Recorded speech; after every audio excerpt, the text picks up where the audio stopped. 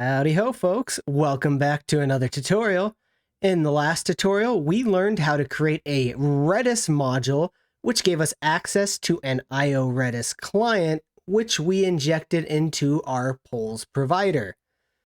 Today, we'll use this client to store our poll inside of a Redis database, which we created with Docker Compose. Not only will we use Redis, but we'll use the RedisJSON module, which allows us to store, update, and retrieve values in Redis as if it were a JSON object. There's no immense or great reason to do this, but I hadn't had the opportunity to play with RedisJSON yet, and so we're going to. That said, it does kind of make convenient to share the shape of data between our poll on the server and the poll on the client, and we'll create these shared types in today's tutorial. As a reminder, you can find all of the code for these tutorials inside my repository called Ranker Course. You can go to the list of branches here. You can find the branch for the last tutorial, so today's is 5, so you could go to 4, and you could clone or de-git that branch as per the instructions provided in the Getting Started section. So I hope you'll be ready to join along. Let's go over where we've come from so far. In the last tutorial, we created, as you see in the upper right here, a Redis module, which provides us access to an IORedis client, and IORedis is just a specific type of Redis client. We also use and make access to a config module, which is provided by NestJS. These two modules are then provided to our polls module, which we've been working on to create our polls.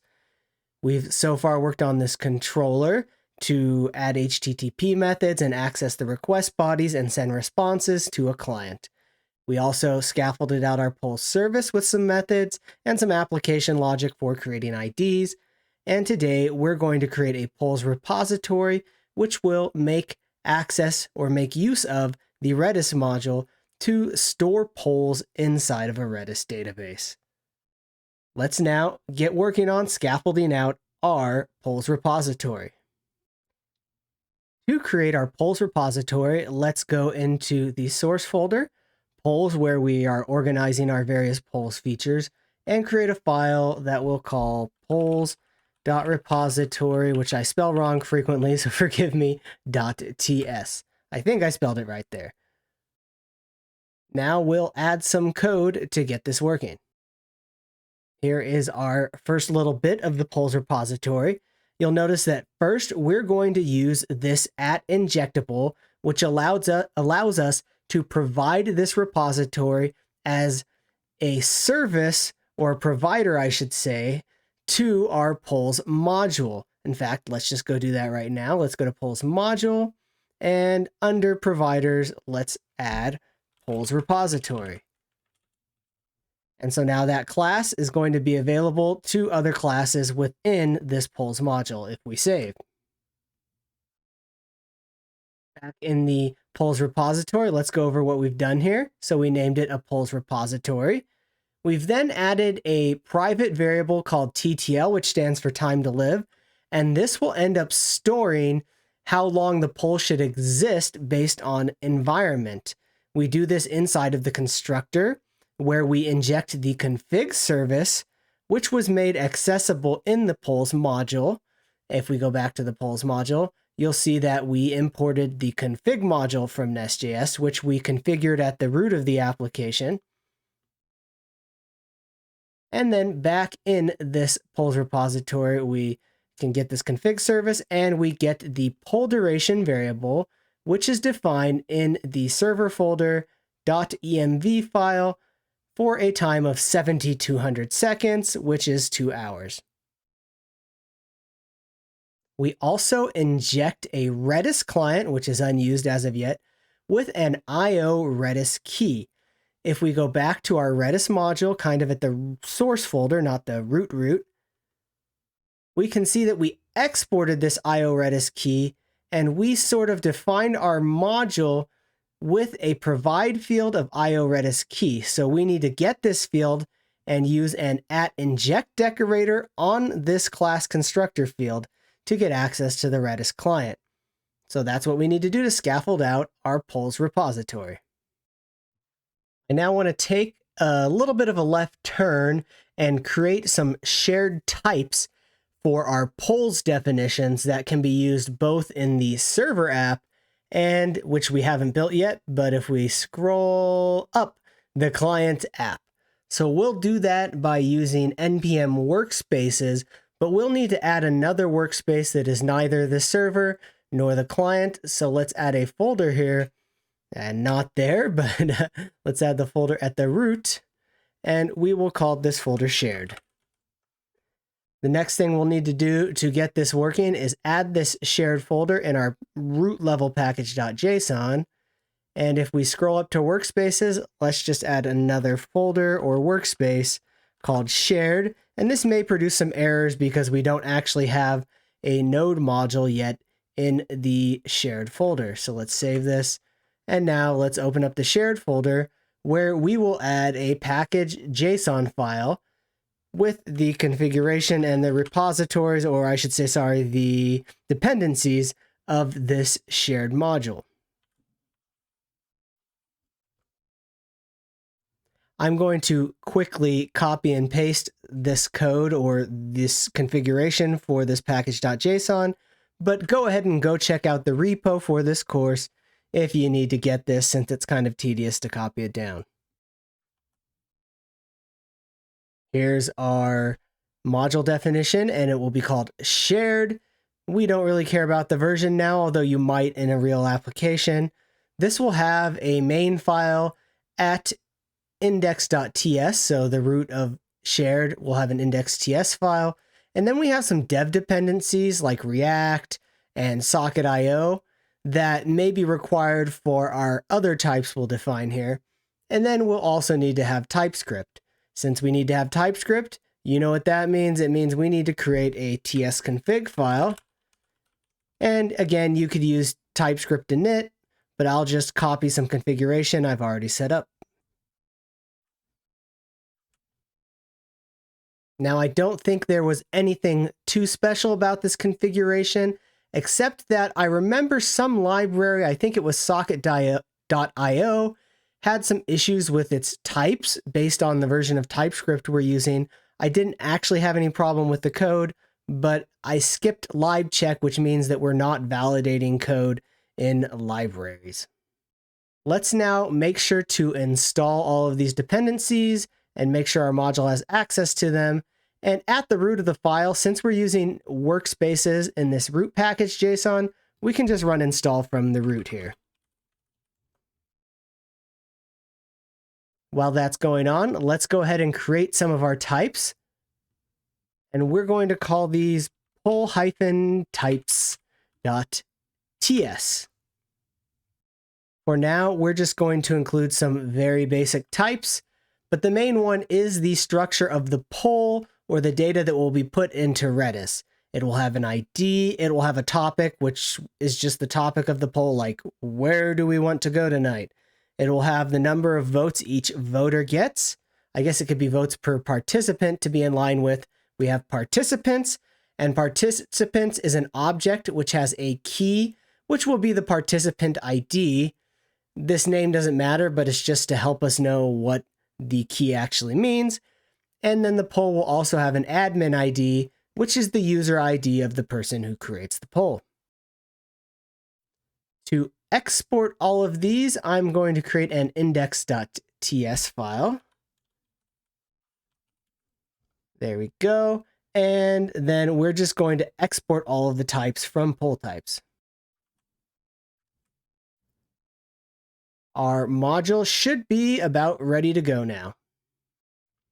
In addition to these shared types, there's a few types that I want to add that will be inputs to our repository methods.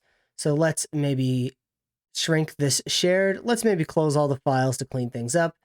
And let's go back to the server, source, polls, and types.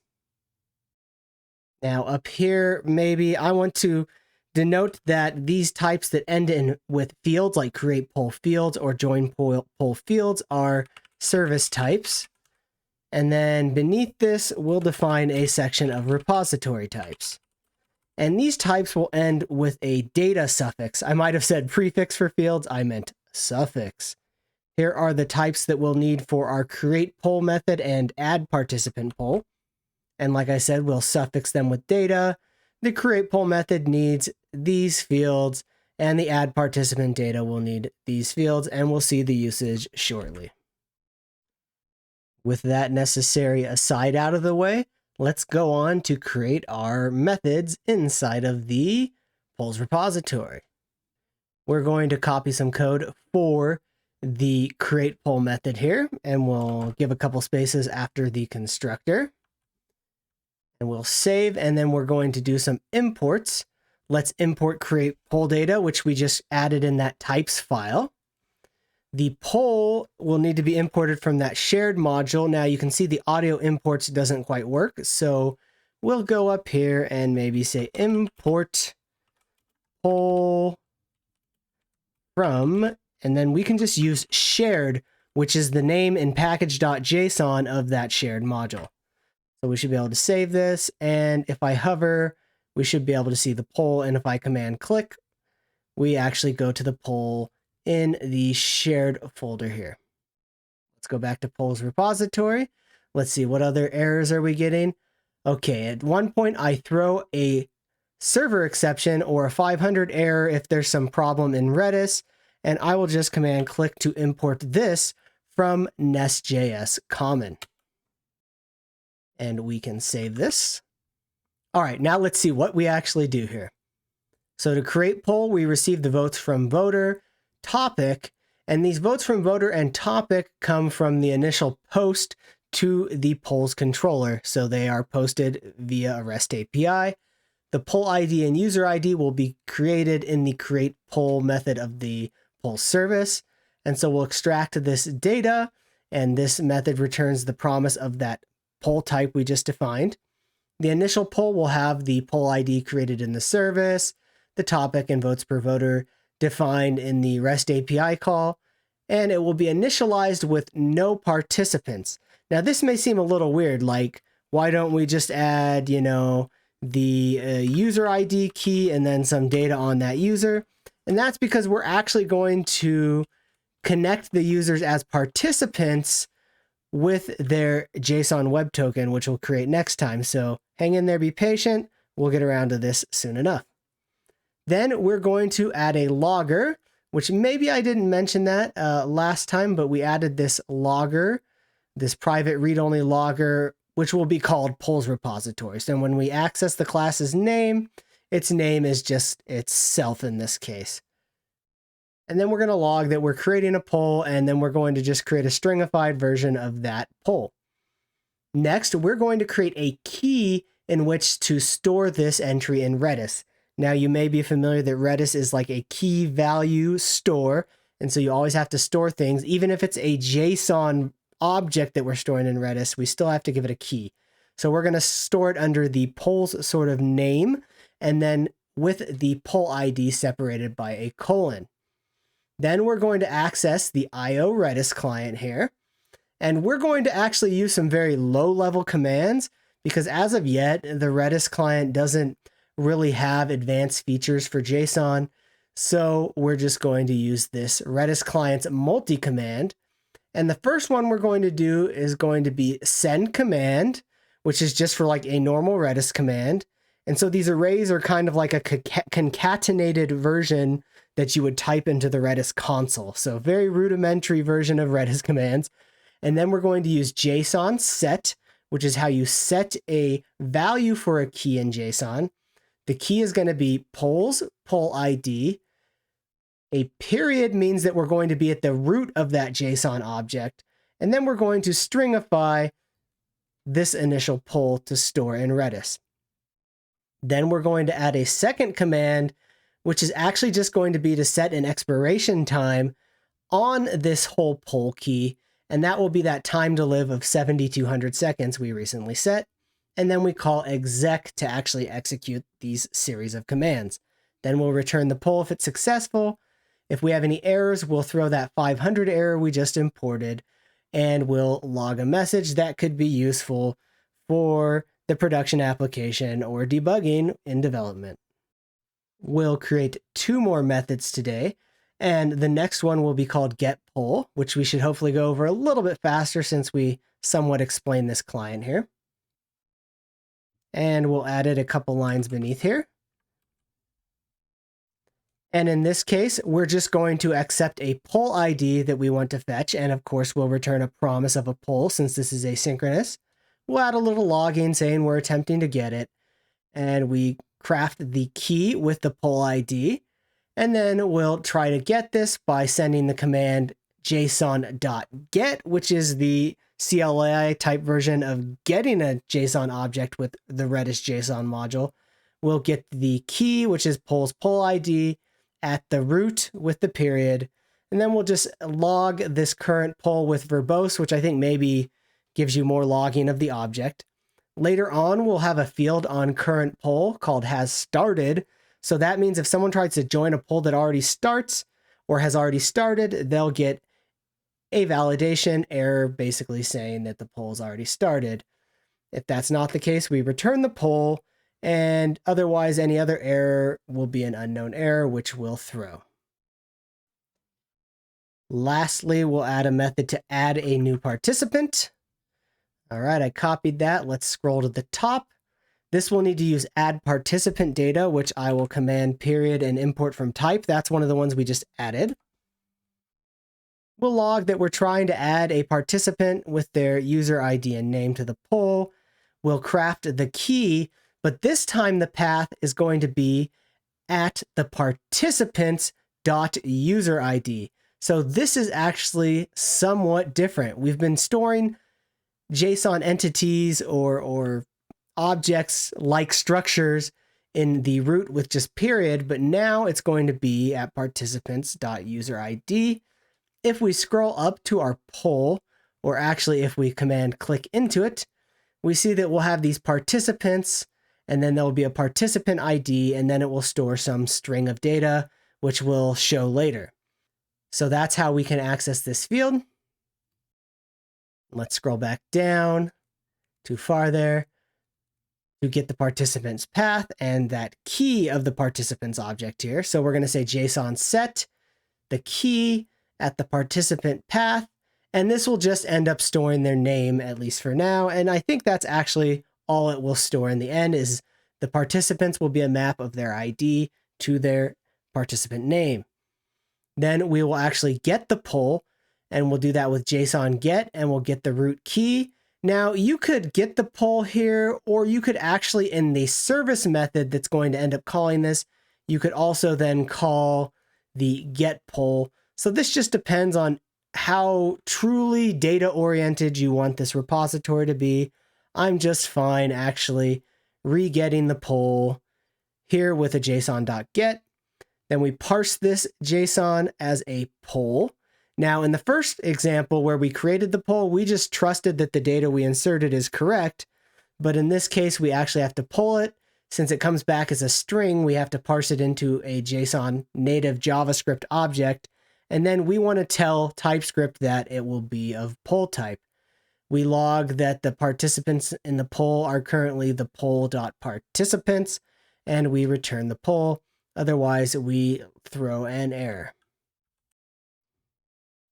Let's now see how we can access our Redis database via these repository methods inside of our polls service file.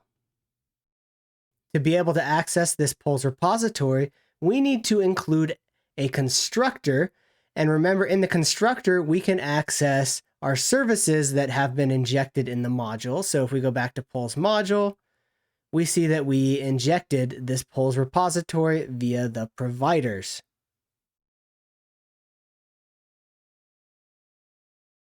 So back in the polls service, let's add this constructor.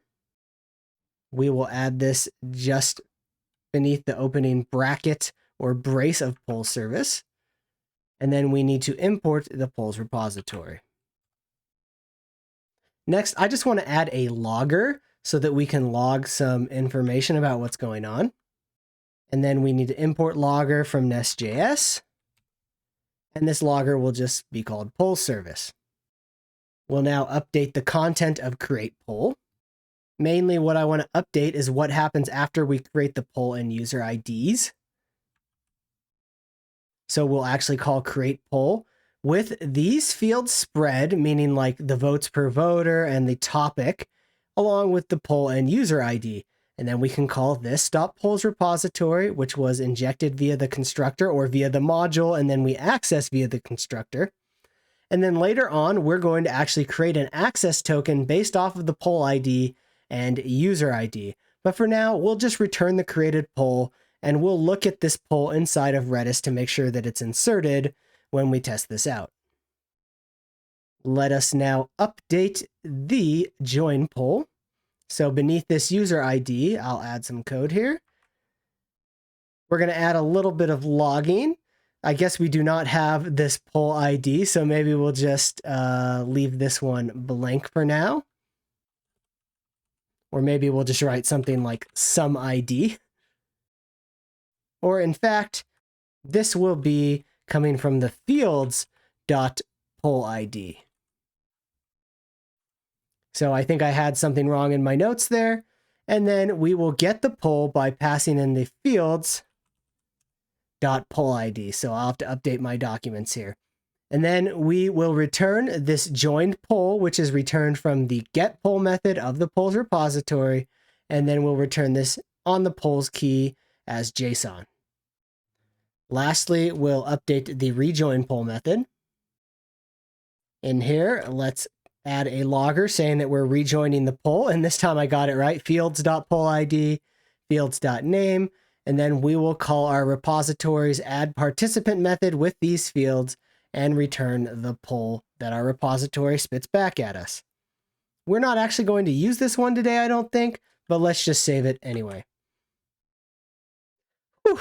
All right, well, that was a bit. Let's test this out by running npm run start in the root of our project. Make sure you have access to Docker and Docker Compose and that it's running. So let's go and run npm run start.